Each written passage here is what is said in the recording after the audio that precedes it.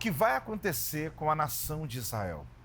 Essa é uma pergunta que muitas pessoas estão fazendo. Nós estamos vivendo um tempo onde essa surpresa, por mais que pudesse ter sido esperado pelas profecias, os acontecimentos da história, nós estamos surpreendidos com as cenas que nós estamos vendo esses dias.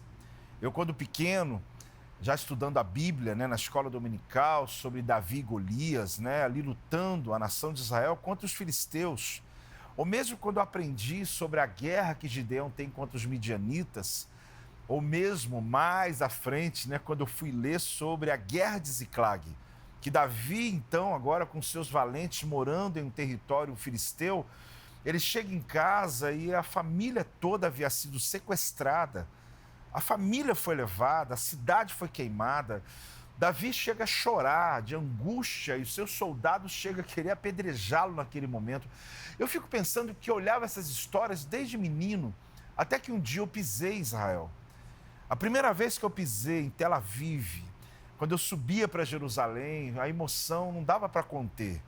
Talvez você já foi lá e sabe que passar por aquele túnel e quando se toca a música de Jerusalém, e eu entrei ali, eu me lembro que eu não me contia, eu não sabia nem por que eu estava chorando, mas em minha mente começava a trazer imagens dos acontecimentos, do que a história bíblica contou para mim, desde as narrativas que eu ouvi desde a minha infância, desde lá de muito pequeno. Eu não aguentei, eu voltei a Israel 1, 2, 3, 10, 20, dezenas de vezes. E todas as vezes que fui e acessei lugares em Israel, eu me lembrava dos acontecimentos de uma terra tão árida, com tantas dificuldades, mas que prospera tanto. Um povo abençoado. A teologia fica oscilando entre a profecia de Israel, a profecia sobre a igreja, mas o que converge na minha vida é subir a Israel e ver uma nação que me desafia. Agora, olhando as notícias que você também viu, ouvindo as histórias, vem logo a pergunta: o que vai acontecer com a nação de Israel? Ler a Bíblia é muito bom, porque a gente conhece o final da história.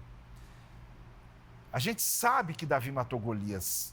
Mesmo que você está lendo aquele jovem descendo no vale de Elá, você já sabe que no final vai dar tudo certo. Eu leio a história e sei que Gideão, com 300 pessoas valentes, ele consegue vencer. Eu leio a história, por mais que eu vi que em Ziclag a família de Davi foi sequestrada, eu fui lá no final. Eu vi que ele venceu e recuperou toda a família.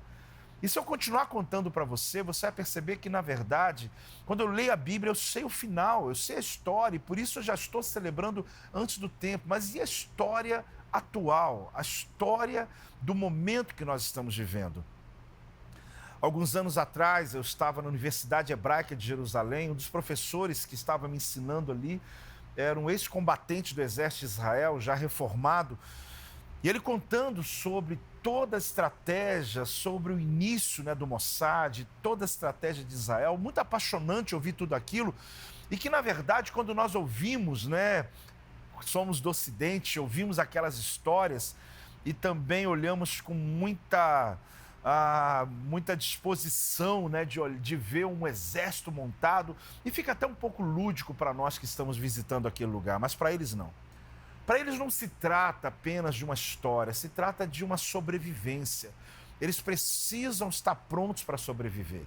Eles precisam estar prontos para poder defender aquele povo, que são talvez o máximo 10 milhões morando ali dentro de Israel, mais 10 fora, mas nós vemos uma nação que é frágil diante de milhões que estão à volta deles.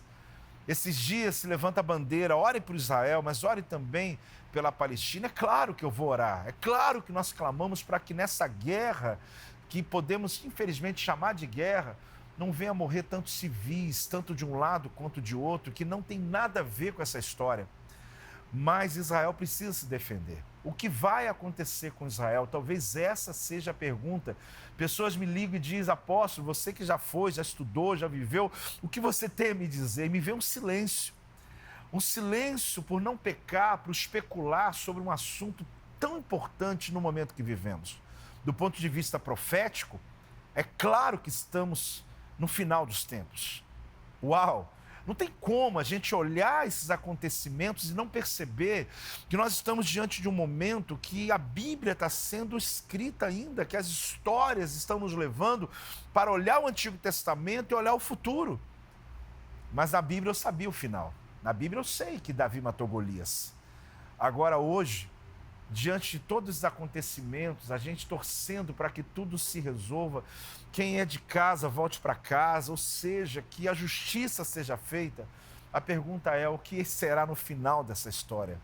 Se a gente pensar sobre a guerra do Armagedon, lá após a grande tribulação, se a gente for especular sobre os grandes acontecimentos, só tem a dizer uma coisa: Deus é o Deus de Israel, mas Deus é o Deus das nações da terra. É um Deus de justiça que se move diante de todas as coisas. A minha oração: haja paz em Israel. Meu clamor, o objetivo de chamar a tua atenção aqui agora é dizer para você que nós não temos o final dessa história escrito, mas nós temos profecias que Deus vai guerrear por aquele povo e vai trazer vitória. A minha oração é que cesse a guerra, a minha oração é que venha a paz, mas será que no momento que nós estamos vivendo, pós o momento onde tudo está prevendo a volta do nosso Senhor Jesus Cristo, a grande verdade é o que está para acontecer em um momento onde estava se negociando a paz, que é um dos sinais do final dos tempos, novamente começa uma guerra. A minha oração é por Israel, uma nação que seja restaurada, um povo que precisa voltar com aqueles que foram sequestrados para casa, um povo que precisa ser abençoado. Que Deus abençoe você, que Deus abençoe a nação de Israel.